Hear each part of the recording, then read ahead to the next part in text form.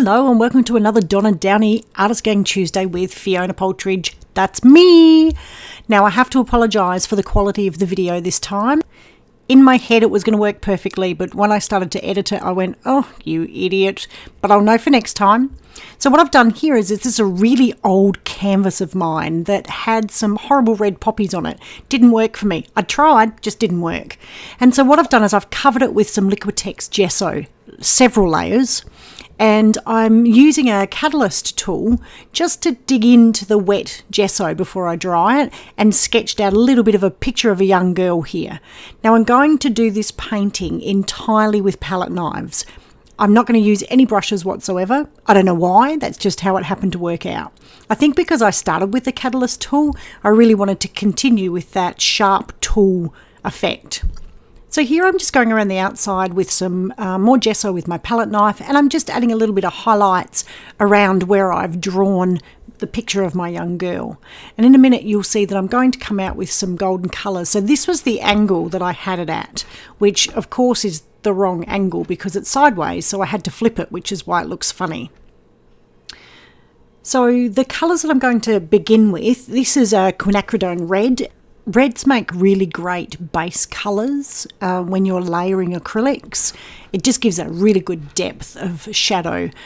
Some of the other colours that I'll be using, some yellow ochre, some neutral grey, Titan buff, and I think that's all I use in this bottom layer. But what this does is this creates a lot of shadow and a lot of depth. So the red here, what I'm doing is I'm trying to work out exactly where the darker shadows are going to be on my painting. So that's pretty much where all my red shading is going to go, which is actually not going to be red, it's going to be quite dark. And then I'm adding some teal, I'm actually adding teal in both highlights and shadow areas. Teal is a very undervalued colour when it comes to shading. I find it really valuable. There's actually a lot of blue tones in our skin, and so when we add the teal to our paintings, that actually makes it look more of a skin tone, believe it or not. The next colour I add is the yellow ochre, and it's really just filling in the gaps because this is where the skin tone colour is going to come through. When I mix it all together, you'll see as it works on its way. These are really just the bottom layers, so it doesn't have to look pretty at this stage. It just has to define where the shade and the light are going to be. As I add the Titan buff, you can start to see that it becomes what Donna would refer to as a bit of a hot mess. However, it's got to be a hot mess before it can be really, really cool.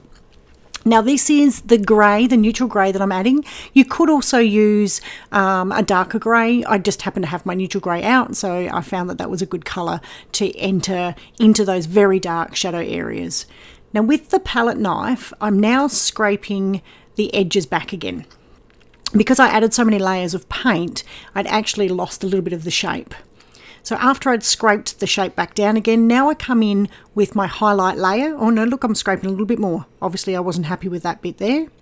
But what I'm going to do next is I'm going to come in with some white. Now I could use like a titanium white over the top, but I quite like gesso as my white. I know that's odd and it's probably totally wrong, but I really like the grittiness of it. I like the matte finish that it gives, and I think that it spreads with my palette knife beautifully. So now I add the highlights over her shoulders and down the back, and you can start to see where the light will be shining on the picture. When I look at light and shade, I imagine where the sun would be coming in, like where would the light be? And then I can start to imagine where those light reflections would occur. Of course there's going to be shadow areas as well, so that's similar areas like around where her hair is, where her hair touches her shoulder, and then of course where her arm is behind her body on the far side. Now here I'm using some Payne's Grey to put the deeper colours into the bottom of her hair. I decided that I wanted to have quite dark hair in contrast with the white light skin of her body. And so I find that Payne's Grey is a really good colour. It's not as black as Mars Black, but it still has that deep shadow look to it. And after I've fluffed around and added some of the Payne's Grey, I then again come in with the white and I add some more white over the top, just to give it the highlights again. Next I add some phthalo blue, and the phthalo blue that I'm using has actually got a red shade. So that helps to bring out the warmer tones in her hair. I'm making it almost like an ombre effect on the bottom of her hair. So we've got the Payne's Grey, which is quite a dark, deep blue grey colour. And then I'm building it up a little bit lighter in the next layer with the Phthalo Blue. And then on the top layer, I'll just add some more white over the top for the highlights. So here I am scraping out again with the palette knife, just cutting through the paint. It's not quite dry, it's still a little bit wet, so I'm able to scrape away the excess paint to give her some definition back again. I wanted to add some more red to her shoulder. I felt that it needed to have a little bit more shadow where her hair was falling. Can't quite get the mix right, but we get there in the end. And this is what I love about acrylic paint, is that you can just constantly layer and layer and layer until you're happy with your end result. I'll probably come in another 2 or 3 times with different colours of paint just to add some more depth to this painting.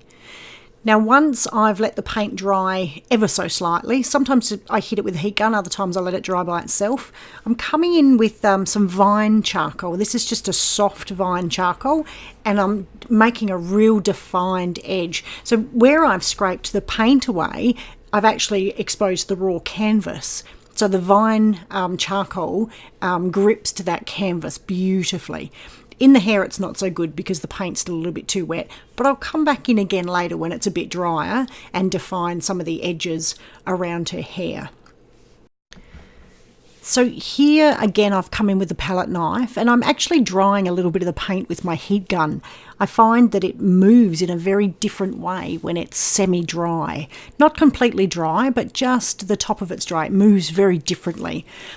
I'm desperately trying to work out how I'm going to get the shade in her back, you know, that hollow in your back. And I end up deciding that it needs Mars black. I didn't want to put any black on here, but once I actually put it in, you know, that little dip we've all got at the top of, well, it's our bum, isn't it really? I mean, we'll just call it a bum. So you know that little bit at the top? That's what I was trying to define, was that little dip. And then I wanted to give some depth underneath her breast as well, because there's got to be some shadow there, as well as where her arm folds down to her side in the back. Now, so that it's not so black, because my goodness, Mars black is so black compared to the other colours that I've used, what I did was I just gave a very, very light coat of the white gesso over the top. And finally, I've come in with the charcoal vine and just added that last little bit of shadow around her hair and in the fold of her arm. Now, time to do the background. So quinacridone pink and yellow ochre. These would have to be 2 of my most favourite colours to put together. Pretty much mustard and pink. And again with the palette knife, I'm just going to smear it all over the background. I do add some white gesso just to kind of, I don't know, tone it down a little bit because it is a little bit too pink. And I'm making sure that I'm putting darker areas in the shade areas again and then lighter around the top. So the back of her is mainly just all dark, whereas the front of her, where her face is, and on the top of her breast, it's quite light. But underneath, again, it's going to be dark. Around the back of her hair, again, quite dark. So in those areas, I'll put in a lot of the yellow ochre and quite a lot of the quinacridone pink without so much white gesso. And this gives it a little bit of shade and light. At this point, I think I'm pretty much finished. I'm struggling with her left arm. I'm not quite sure what to do with that whole wisping off into nowhere, but I'll probably end up getting a little bit of paint and trying to disguise it and end up ruining it. But you know, that's what we do.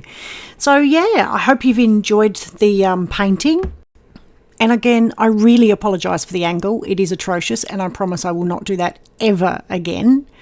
And thank you very much for staying with me, and I'll see you again next time. Bye for now.